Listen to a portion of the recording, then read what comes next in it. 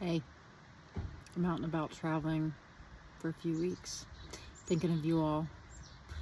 So, I'm at some hot springs right now. I had a couple days on the road that were just rough. There's just feeling some anxiety, feeling some grief, and I sort of shifted my plans, as I do, according to what's going on in the moment. And I came to my favorite hot springs in New Mexico, and this is my second day being here, in and out of the kind of alternating between the hot water, it's really hot this time, and the cold water of the river that runs just adjacent to the hot springs. And it's brought me back. Anyway, when I was here yesterday, I ran into this one girl. Her name was Sydney. She had just finished up her graduate work in counseling. She's endeavoring to, I guess, open her own practice as a therapist in the world. And we were talking, and we were both kind of saying how we're in this sort of transitional period in life. And I gave her my favorite metaphor of the dandelion seed, how I was sort of sitting on the stem for a while, and then the winds of change came by. There's a bunch of construction apparently up this hill. I tried to go for a jog up this hill yesterday, and they stopped me. I don't know what they're doing up there. Anyhow, so I went from being on the stem, the little seed on the dandelion stem, and then the winds of change came by, and then I'm suddenly floating through the air. You know, that little fluff, the little fluff that flies through the air with the seed on it. And, you know, eventually it'll land, but, you know, there's no telling. And she was agreeing. You know, she just finished up grad school, and she's a Libra. So she was, one thing that I've seen, I don't know a ton about, you know, all of the signs, but one characteristic I've noticed about Libras is there is a focus on relationship. And she's like, I don't know if I'm going to stay with this guy or not. And she's like, I'm about to sign a lease, but I don't know. And so I'm kind of here making decisions. And anyway, I was just, throughout the discussion, I was telling her how kind of what had been on my mind, and if it's on my mind and heart, I share it with you all. So I was talking about how it feels like we're moving from a time of a lot of efforting and figuring things out to allowing. And it's like I forgot I was talking to for a second. She did her grad work in Boulder and just graduated, and she said, yeah, but we don't want to become passive, you know? We want to have agency in our life and choice. And I was like, yes, of course. And then I was like, I need to make sure I say that. Because, you know, I'm not following through and finishing up all these thoughts. I'm just discussing, doing life with you all. And so I'll tell you one thing that is really helpful to me in this area of kind of distinguishing between when we're efforting and when we're allowing. That was the truck. There are flies all over New Mexico. I can't even tell you. I can't even begin to tell you about the flies. I don't know what's going on. Okay, for example, I'm kind of meeting up with friends on and off on this trip. Usually it's just me off solo, but this time I'm just sort of meeting up with people, then kind of doing my own thing, then meeting up again. And so I was with a friend, and it was in the morning, and I'm staying in my van, and she was staying in another friend's house, and I came out, and we were like, good morning. She's like, how are you? And I said, anxious, feeling the anxiety, going for a walk, gotta breathe. And she's like, why? And I'm like, I was looking at finances and stuff, and like the things that I gotta do. And she's like, and you're full, right? You got full. And I'm like, full? She's like, you know, like when you're eating, like you just started to feel full, right? And that's how you know you're done. And I was like, oh, that's good. That's good. Because I did. It's like I got full, but I got full fast. I feel like anything on the left brain, especially finance stuff, like money stuff, I can like look at it for 5 minutes and be like, I'm done. Anyway, and I had pushed past my full. Like I had gotten full, but I thought, just do a little more. Just do a little more. Like you need to sit with this discomfort and like do more. But I did that. But it's almost like when you're full and then you continue to eat and then you feel kind of sick for a while.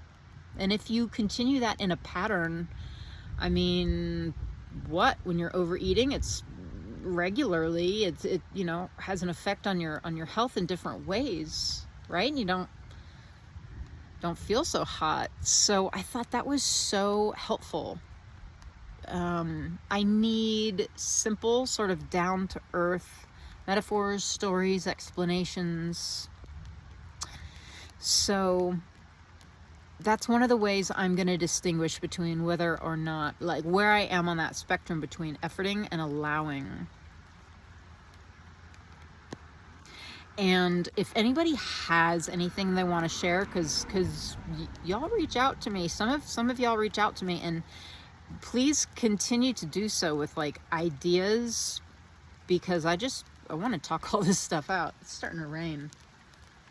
It feels so nice. I'm just gonna sit in it for a little bit. God, I love rain. It neutralizes energy, don't you know? It's a story for another day. Okay, what's the other thing? So the full thing was really useful and helpful to me. Agency, choice, yes. Very important as the co-creators of our lives. Along with infinite intelligence, you know? Yeah, more to think about, more to come on all that. But what was this other thing? Hold, please.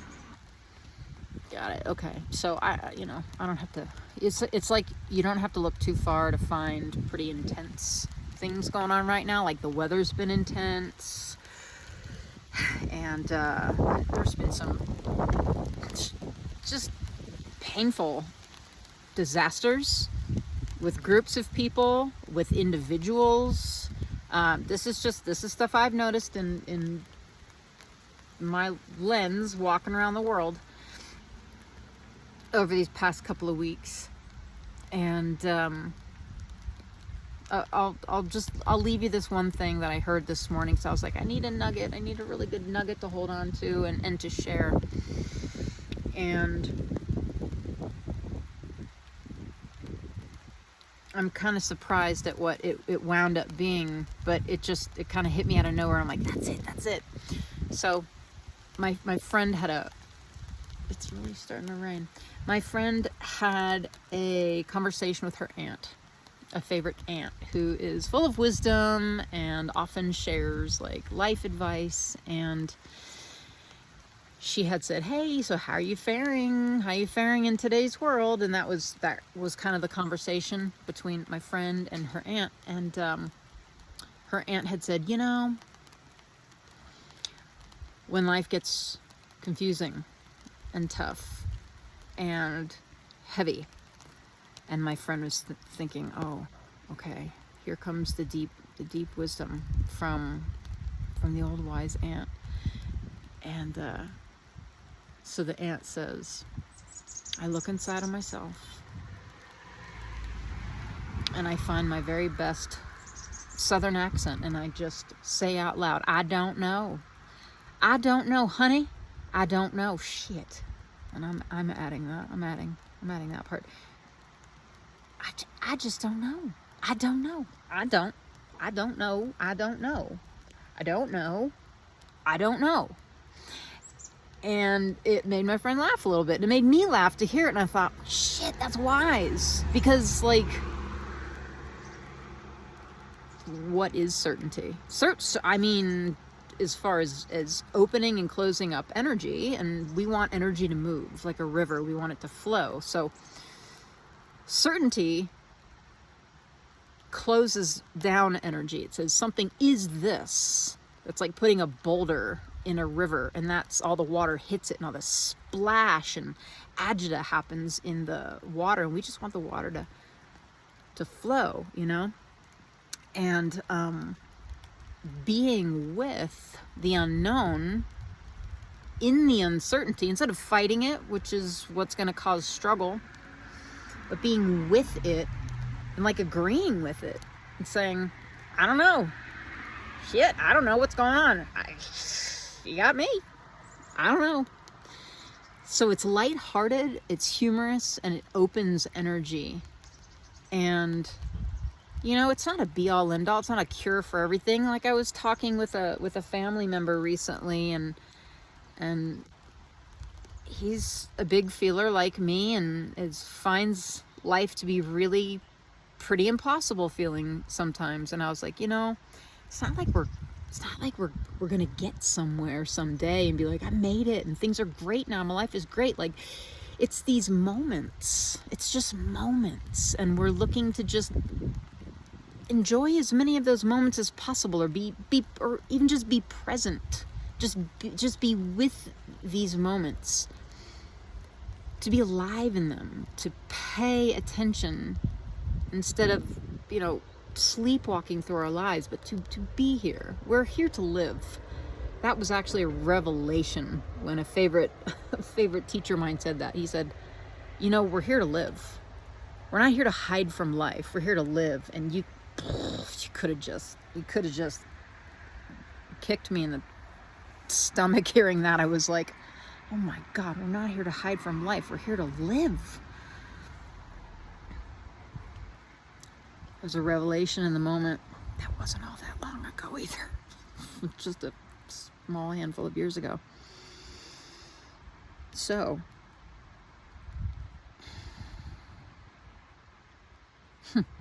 that was something that therapist and I had said. She was like, where are we trying to get to anyway? Like, where are we trying to get? And I was like, here. We're trying to get here.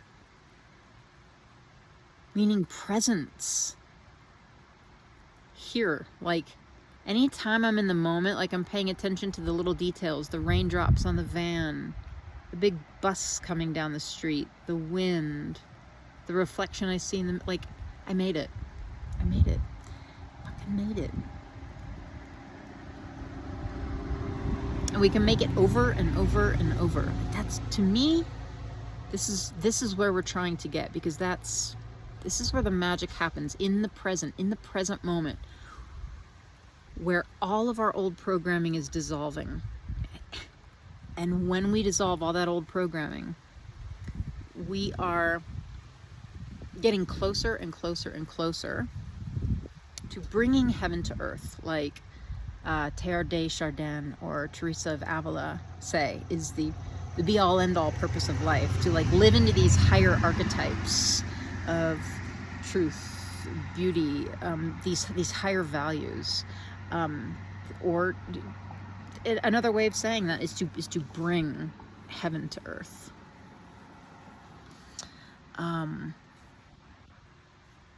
So here we are. We've made it, because there are 3 flies hanging out on my shirt sleeve that I see right now, and 2 right in front of me, and there's another one. They're everywhere. Can't get lonely around here because there's just friends everywhere. Here we are in the present moment, dissolving all of the old programming, which is really,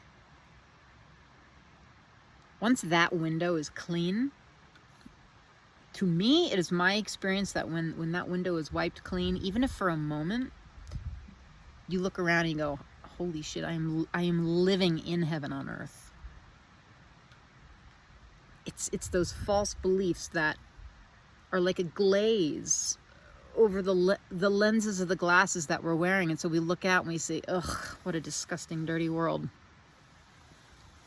That's not the higher truth. And so for the rest of it, that we're just like, I don't know. That's what I'm gonna do now. I'm gonna go in my best Southern accent, honey. Honey, I don't know. Bless your heart, and I don't know. Love you, mean it. Talk to you soon.